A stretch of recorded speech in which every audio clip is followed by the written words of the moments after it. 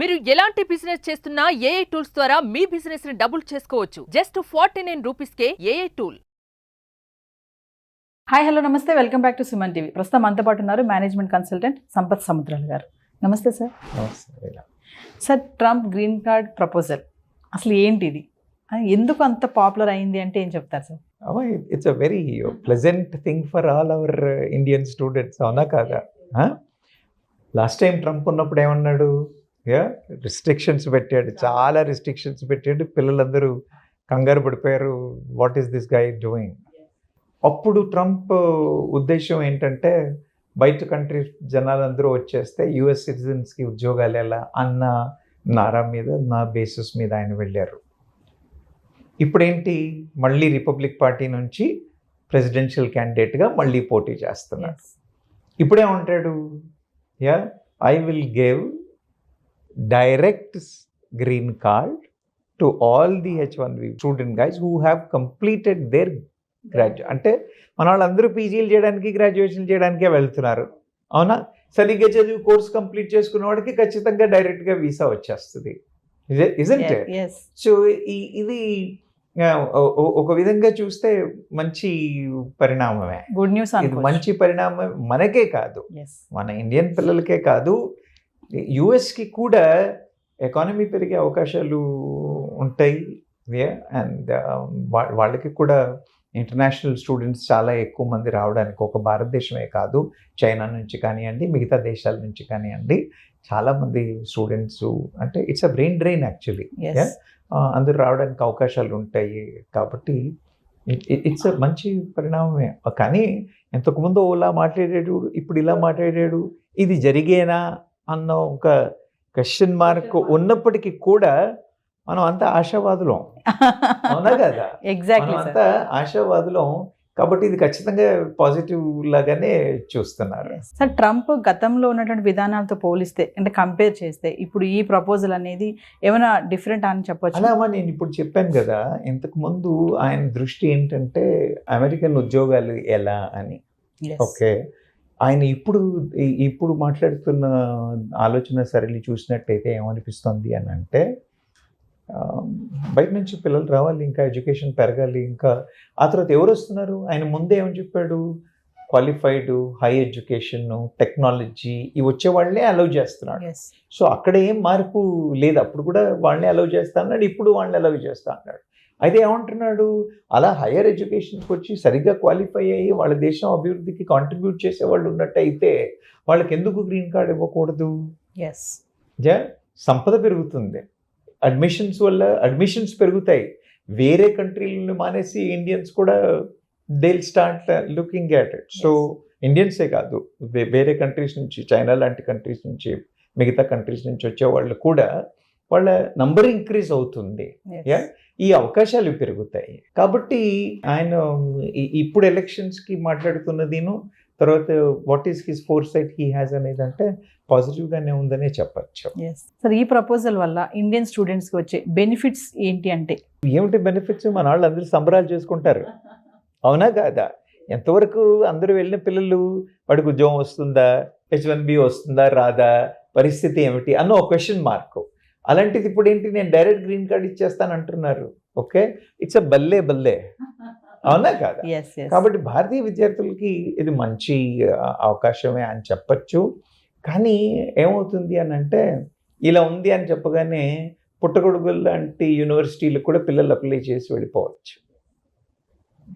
చదువు స్టాండర్డ్స్ దెబ్బతినే అవకాశం ఉంది, పనికిమాలిన ఇన్స్టిట్యూట్లలో వెళ్ళి జాయిన్ అయ్యే అవకాశాలు ఉన్నాయి.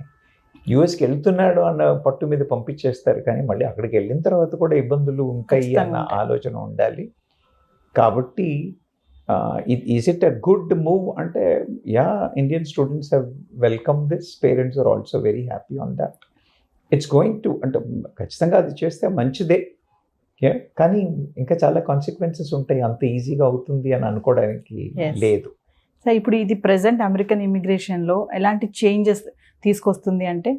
అదే కదా, ఇప్పుడు ఏమవుతుందంటే, ఒకటి అంత ఈజీగా అవుతుందా అంటే అవుతుంది అనుకోలేను నేను, అవునా కదా? ఎందుకంటే అక్కడ వాళ్ళు ఒప్పుకుంటారేంటి, Yes. Even the Americans will, their employment, they will also struggle for it.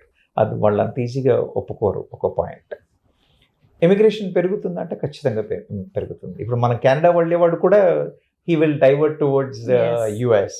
Australia, New Zealand, కెనడాకు వెళ్దాం అనుకున్న వాళ్ళందరూ కూడా ఒక విధంగా యూఎస్కి వెళ్దామని అనుకునే తర్వాత అవకాశాలు లేక they have explored and looked in to some positive aspects in these universities and going. అవునా కదా? ఆ లెక్కను చూసినట్టయితే ఐఎమ్ షూర్ ఇమిగ్రేషన్ ఖచ్చితంగా పెరుగుతుంది.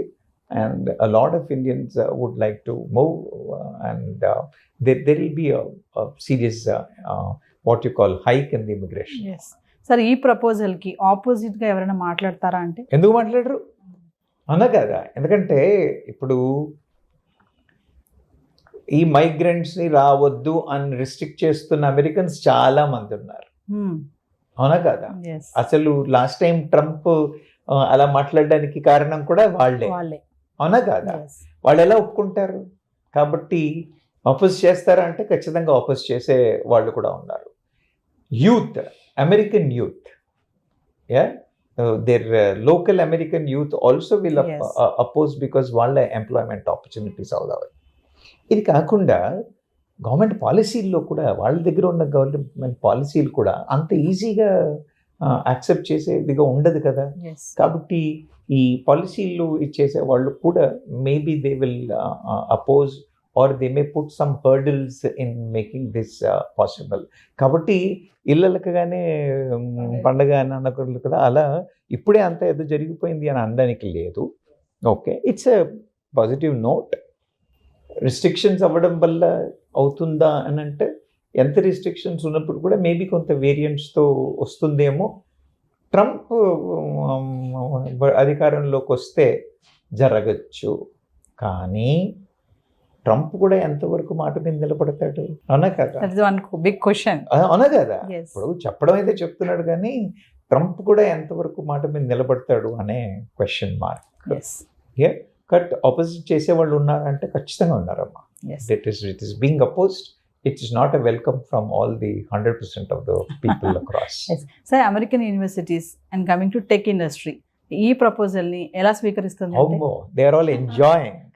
అవునా కాదా? ఇప్పుడు నేనేమన్నాను, మైగ్రేషన్ రిస్ట్రిక్ట్ చేయాలి అని అన్న వాళ్ళందరూ దే ఆర్ అగేన్స్ట్ ఇట్.